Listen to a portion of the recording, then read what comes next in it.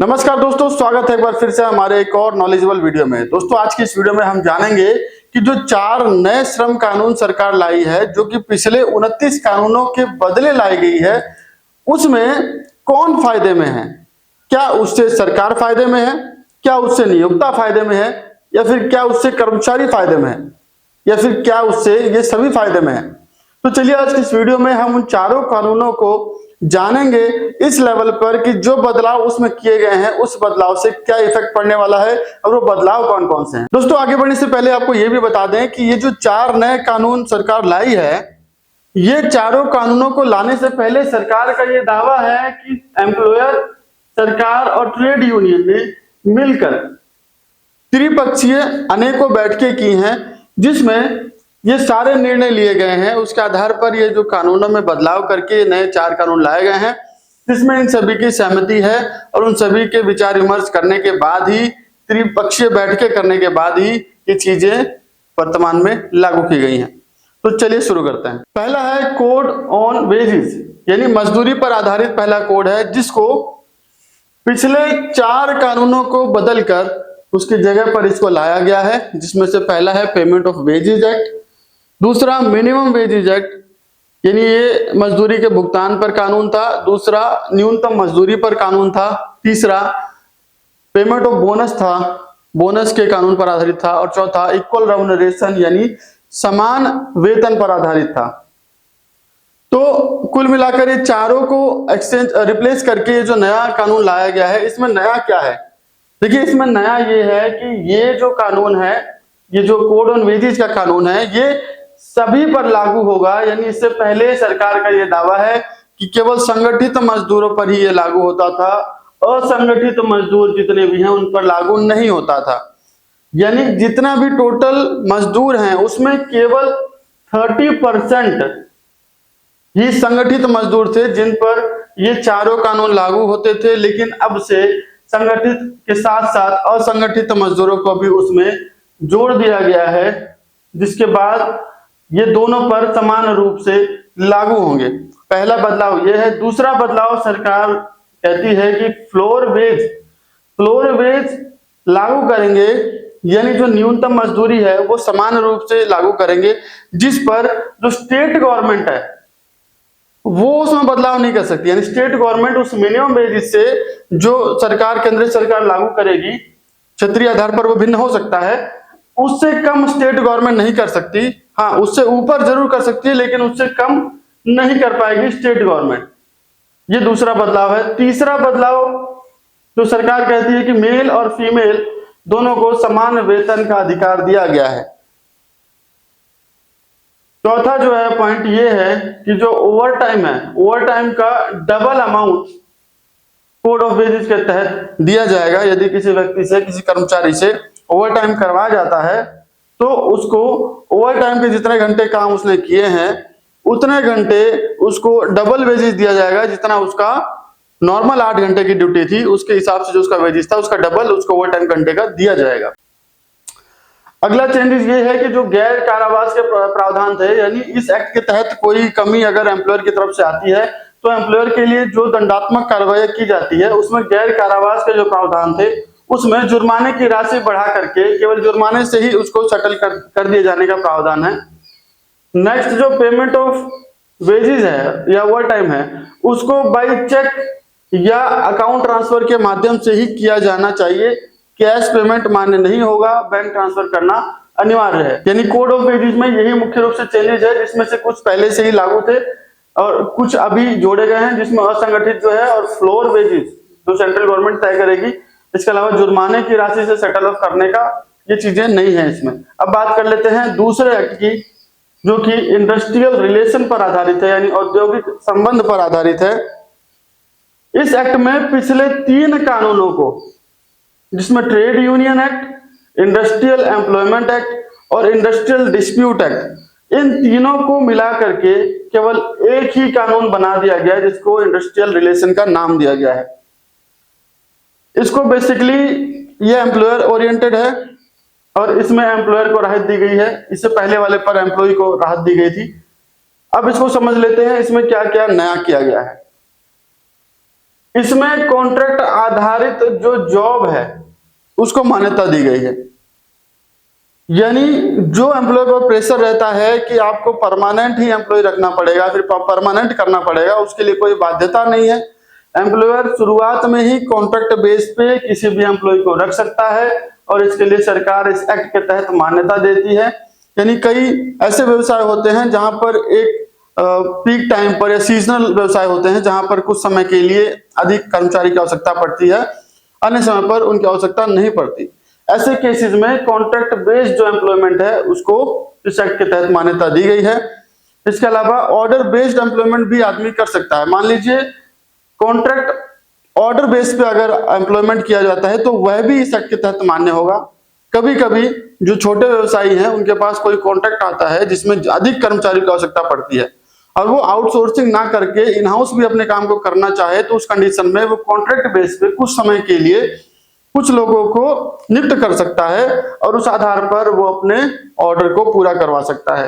तो इसको एप्लीकेबिलिटी देने से जो है काफी ज्यादा राहत मिलेगी एम्प्लॉयर को।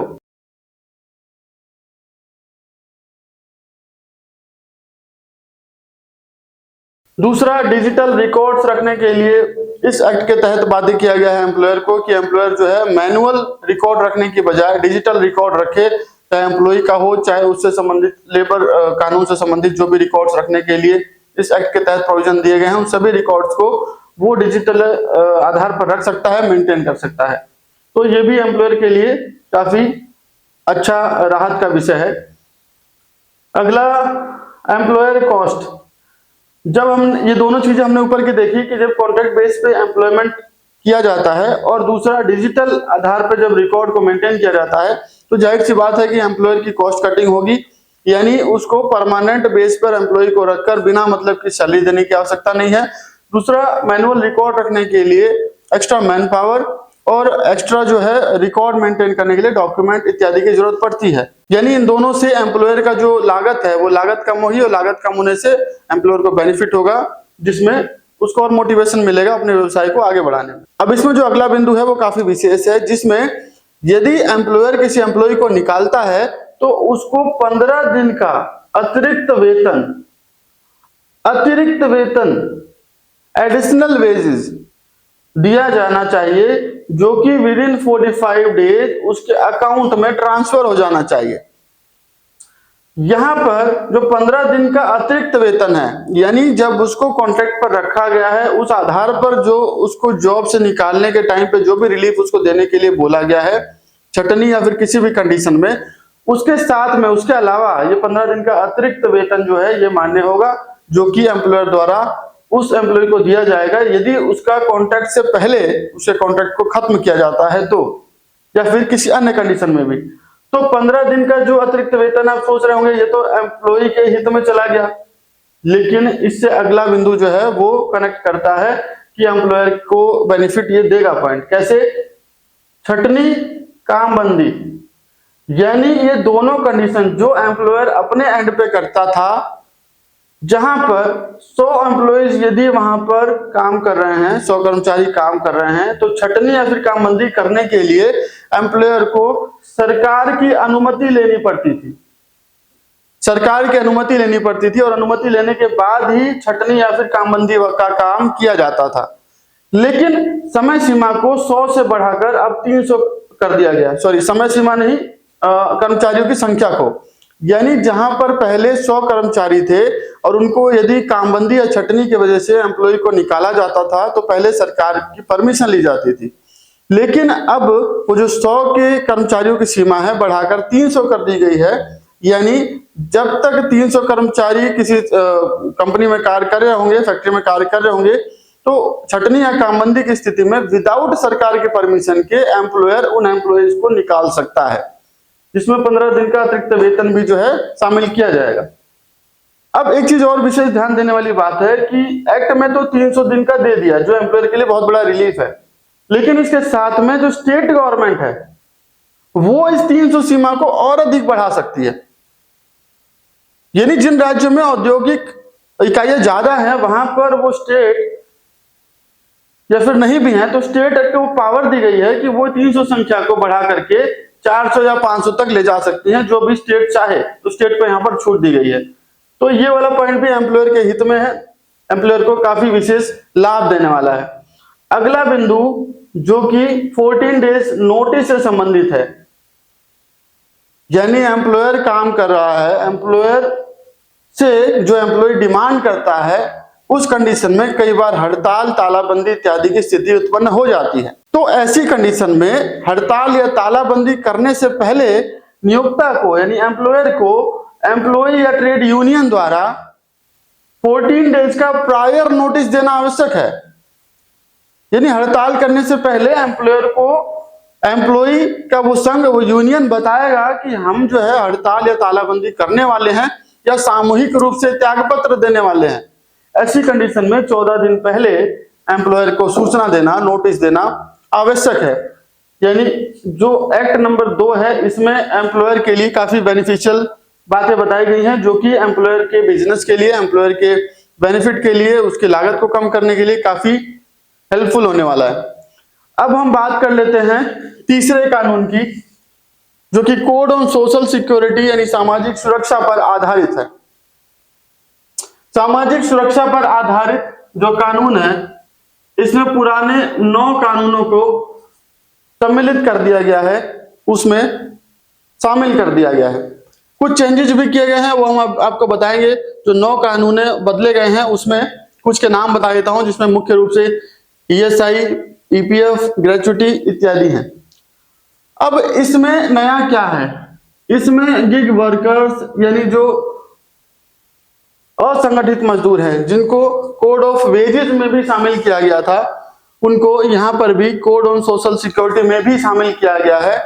यहां पर गिग वर्कर से मतलब असंगठित मजदूरों से है, जो कि संगठित जो कर्मचारी हैं उससे बाहर के जितने भी बच गए वो सभी गिग वर्कर्स में काउंट होते हैं।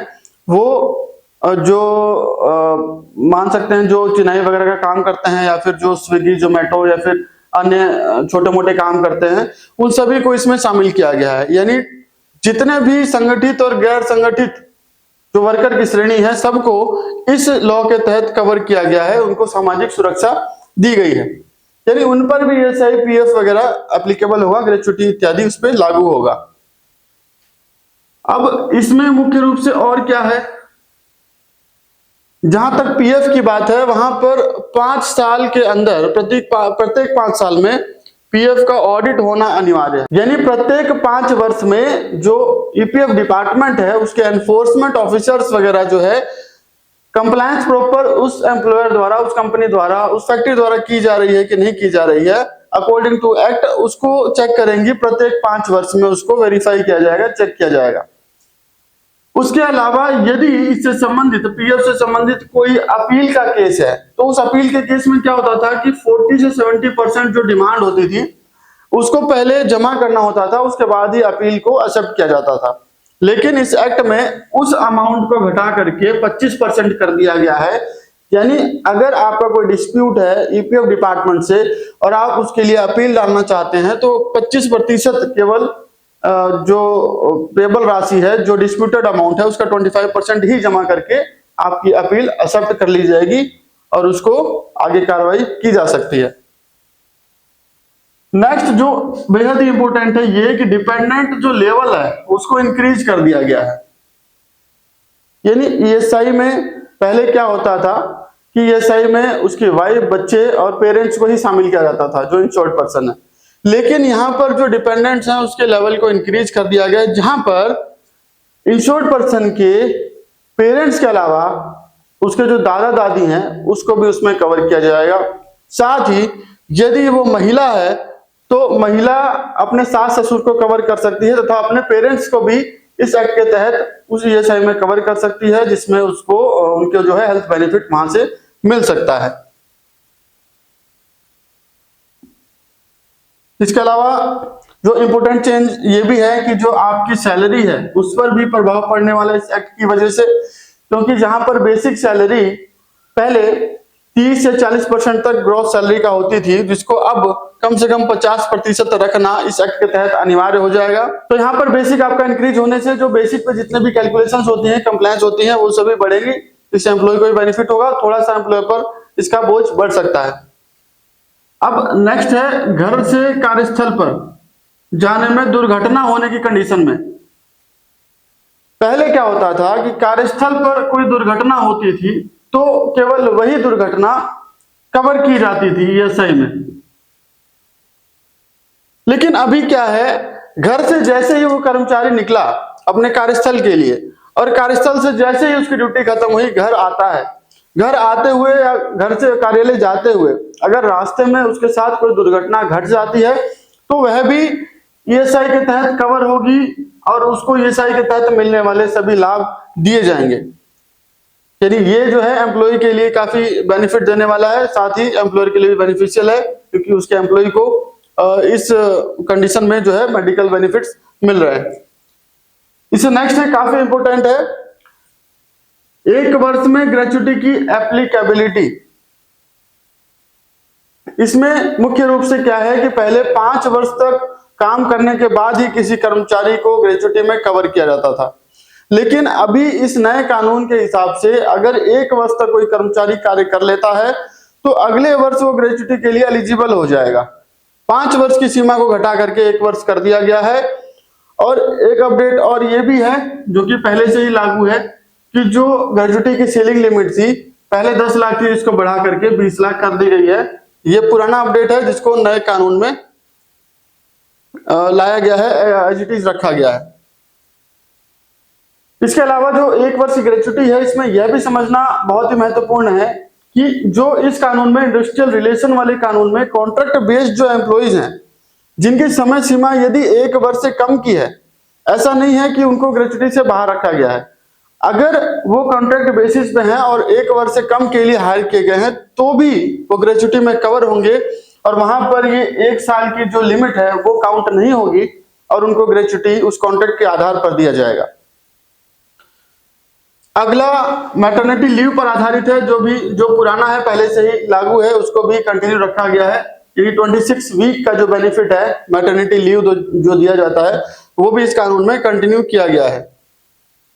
इसके अलावा जो ईएल है, अर्न लीव जो है वो पहले 260 डे अगर वर्किंग डेज है उस आधार पर अर्न लीव्स काउंट किया जाता था, जिसको घटा करके अब 120 दिन कर दिया गया है। यदि कोई कर्मचारी 120 दिन तक वर्किंग डेज करता है 1 साल के अंदर तो 20 दिन के हिसाब से 1 दिन जो उसका अर्न लीव बनता है वो लेने के लिए वो पात्रता उसकी बन जाएगी और एम्प्लॉयर उसको देने के लिए बाध्य होगा। तो ये रही सामाजिक सुरक्षा के कानून पर आधारित। अब अगला बात कर लेते हैं हेल्थ सेफ्टी और वर्किंग कंडीशन पर जो कानून बनाया गया है, जो कि 13 कानूनों को बदल करके इसको लागू किया गया है जिसमें फैक्ट्री एक्ट इत्यादि शामिल हैं। मुख्य रूप से फैक्ट्री एक्ट में जो कवर होती हैं कंपनियां नियोक्ता उनके लिए विशेष रूप से है और इस पर ध्यान देना बहुत ही आवश्यक है क्योंकि इसमें कंप्लायंस और डॉक्यूमेंटेशन करने की आवश्यकता अधिक होने वाली है। फैक्ट्री एक्ट में पहले 10 और 20 एम्प्लॉइज की लिमिट थी, यानी जहां पर 10 एम्प्लॉइज काम कर रहे हैं और बिजली का उपयोग हो रहा है तो फैक्ट्री एक्ट में कवर होता था। 20 एम्प्लॉय काम कर रहे हैं और बिजली का उपयोग नहीं हो रहा है यानी बिना बिजली काम कर रहे हैं तो 20 एम्प्लॉय होने के बाद उसमें फैक्ट्री एक्ट लगता था। इस लिमिट को बढ़ा करके 20 और 40 कर दी गई है। 20 employees with aid of power, without aid of power 40 employees की लिमिट है। ये लिमिट आने के बाद ही इस एक्ट के तहत वो कवर माने जाएंगे। अब इसमें एक और मुख्य बात यह है कि इसमें सिंगल लाइसेंस का प्रोविजन है, सिंगल रिटर्न का प्रोविजन है। इससे पहले जो 13 कानून थे, इन 13 कानूनों में 6 अलग अलग लाइसेंस लेने पड़ते थे, सबके कंप्लायंस करने पड़ते थे और अलग अलग रिटर्न्स फाइल करनी पड़ती थी, जिसको सब कुछ मिला करके एक सिंगल लाइसेंस पर इसको आधारित कर दिया गया है, सिंगल विंडो आधारित कर दिया गया है। सिंगल लाइसेंस पर सिंगल रिटर्न फाइल करके आप इस कंप्लायंस को कर सकते हैं। अब बात करते हैं अगले बिंदु की। ये तो लिमिट हो गया कि किस पर ये चीजें लागू होंगी। अब यहां पर 12 महीने की एक और कंडीशन है, यानी जो कर्मचारी नियोक्ता के पास काम कर रहे हैं यदि वो किसी अन्य स्टेट से यानी प्रवासी कर्मचारी हैं, वो नियोक्ता के लिए दायित्व बनता है इस एक्ट के तहत कि वो साल में एक बार यानी 12 महीने में एक बार वो कर्मचारी अपने मूल निवास तक यात्रा कर सके। उसका जो भी खर्चा आता है यात्रा का वो एम्प्लॉयर वहन करेगा। और इसका जो है कंप्लायंस करने के साथ साथ इसका रिकॉर्ड मेंटेन करना भी आवश्यक होगा, जो कि हर प्रकार के कर्मचारी पर लागू होगा और उसके लिए ये एप्लीकेबल रहेगा। अगला पॉइंट काफी इंपॉर्टेंट है और मेरे हिसाब से ये एम्प्लॉयर एम्प्लॉय दोनों के लिए बेनिफिशियल है और इससे एम्प्लॉयर पर भी कोई बर्डन नहीं पड़ने वाला है, जिसमें फ्री एनुअल हेल्थ चेकअप का प्रोविजन दिया गया है।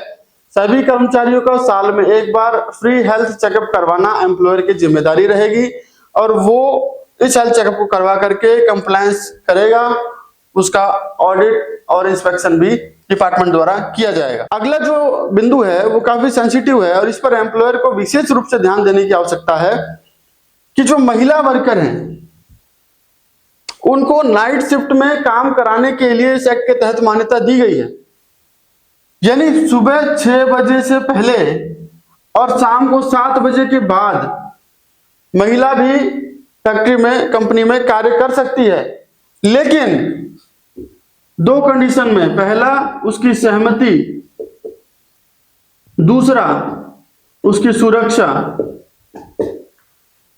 ये एम्प्लॉयर का काम है, एम्प्लॉयर उसकी सहमति लेकर के ही उससे नाइट शिफ्ट में काम करा सकता है। दूसरा, उस नाइट शिफ्ट में इस एक्ट के तहत सभी सुरक्षा के प्रावधान किए गए हैं उस एम्प्लॉयर के द्वारा, ये देखना एम्प्लॉयर का काम है। इसके लिए रिकॉर्ड मेंटेन करना, इसके लिए कंप्लायंस करना वो एम्प्लॉयर का काम है। ये 2 कंडीशन कवर होने के बाद ही वो महिला नाइट शिफ्ट में काम कर सकती है। अब नेक्स्ट जो है वो वर्किंग आवर्स को लेकर के है। पहले भी यही था, यानी 8 घंटे पर डे और 48 घंटे पर वीक के हिसाब से उस एम्प्लॉय से काम करवाया जा सकता है। ओवर टाइम के लिए उसको डबल पैसे देने होंगे। लाइसेंस के लिए हमने आपको बता ही दिया। यानी कुल मिलाकर ये 4 कानून है जो सरकार लाई है 29 कानूनों के बदले में, और जो नई चीजें आई हैं वो सभी हमने आपको बता दिया। तो ये 4 नए श्रम कानून है जिनको 29 कानूनों को बदल करके लाया गया है। नया क्या है वो सभी हमने आपको इस वीडियो में बताया। इससे जुड़ी जो अपडेट्स हैं वो हम आपको अपने चैनल के माध्यम से देते रहेंगे। तो आपके लिए इंपॉर्टेंट ये है कि आप चैनल को सब्सक्राइब कर लें, हमें फॉलो कर लें। इसके अलावा कानून से संबंधित तमाम जानकारी हम आपको अपने इस चैनल के माध्यम से आप तक पहुंचाते रहेंगे। आप इस वीडियो को अन्य लोगों तक भी शेयर करें ताकि वो भी इन नए कानूनों के बारे में जागरूक हो सके, जान सकें और इसके हिसाब से अपनी योजनाएं बना सके। अब इससे आप ये तो समझ गए हैं चारों को समझ के कि ये किसके लिए फायदेमंद है। हमारे ओपिनियन में ये मजदूर और मालिक यानी एम्प्लॉयर और एम्प्लॉयर दोनों के लिए बेनिफिशियल है। सरकार के लिए तो बेनिफिशियल है ही, क्योंकि जब दोनों को फायदा होगा तो सरकार को भी फायदा होने वाला है। अब ये सब एक्सप्लेन करने के बाद भी हो सकता है आपके मन में इन सबको लेकर के कुछ प्रश्न हो। जाहिर सी बातें होना भी चाहिए क्योंकि नए कानून है। तो आप कमेंट करें या फिर हमें ईमेल करें, आप हमें कॉल भी कर सकते हैं। हम आपके जो भी प्रश्न है इन कानूनों को लेकर के उसका समाधान करेंगे। तो मिलता है अगली वीडियो में, तब तक के लिए नमस्कार।